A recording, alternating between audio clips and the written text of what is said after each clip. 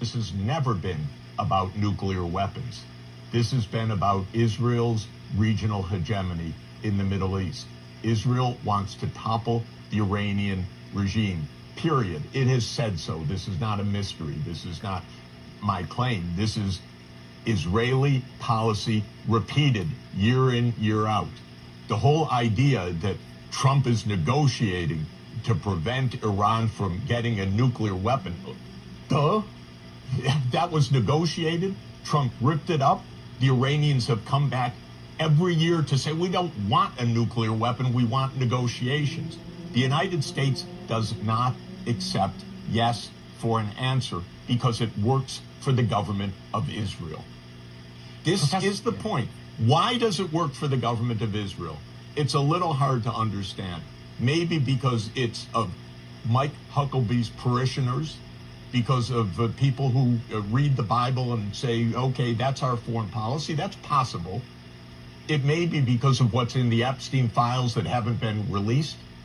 It may be blackmail. It may be corruption. It may be many other things. But it is not about America's interests. We have no interest whatsoever in going to a war with Iran right now. If there is such a war, it's a war because Israel has told the United States what to do.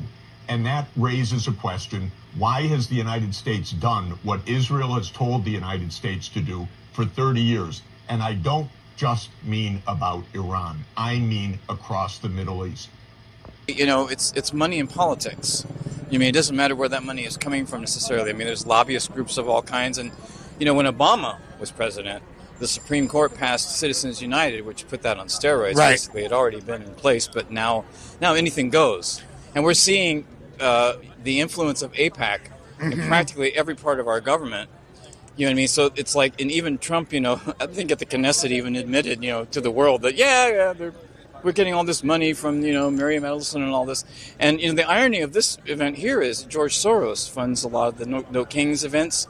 And he's technically, by principle, you could say he's a king. Yeah, a lot literally. of money, Like, is that the richest dude in the world, kind of? You know what I mean? So we really do need a government of action for working families. So this event is being funded by George Soros. Not just him, but like not just him, but it's just the irony. People of that nature. You know, yeah, that's super ironic. You know, he's the more, you know, public figure, I guess, and all that. There's a lot of things that go on behind the scenes that we have no idea. Like I've been saying, these are all like Marvel supervillains, essentially. Yeah. Now, there's a large number of Venezuelan migrants in Chicago, and there's been a lot of controversy around that. What are your thoughts about that? Well, those are people, New York as well. New York, those are people that left Venezuela due to the sanctions and the blockade. Right. When the oil prices went down, the government couldn't no longer subsidize our businesses, so people had to leave to neighboring countries.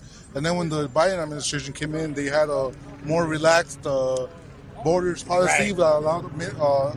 And then there was a lot of the Zionist groups were involved in funding a lot of organizations that were helping to bring migrants, making them believe that they're going to have great benefits. And what was the beneficial of the Zionists to do that, though? How does that benefit them?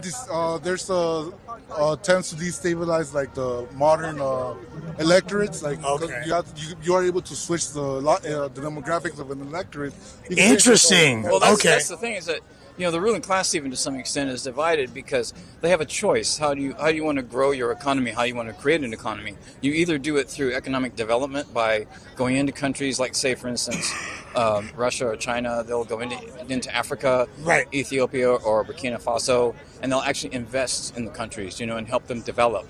You know what I mean? And that's what, you know, basically Gaddafi was doing, you know, in Africa back in the day. And unfortunately, I know that for a fact, because I had a roommate in overseas that, you know, at the end of the 80s that basically confirmed that I'm the reason why I'm here is I'm going to school because of the Gaddafi government for free. I've heard that too from people. That they were the strongest economy at the time, and then we bombed them back to the Stone Age. Remember? Literally, we came, we saw it. He died. And now slavery is back in their country. That's right, and it's, you know, and Sudan's going crazy too. Like so China and Russia could invest in countries, create economic development for those countries and also within, right? So the same thing can happen here. Like, of course we should support, you know, peace talks. It doesn't matter if it's Trump and Putin or Joe Schmo and Bill Haley, whatever, it doesn't matter. We need peace.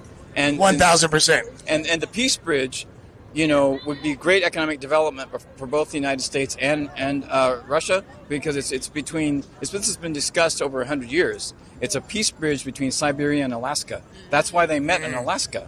People don't know that. The Bering Strait. The Bering Strait. They talked about this. Stalin and FDR both thought that was a good idea back then.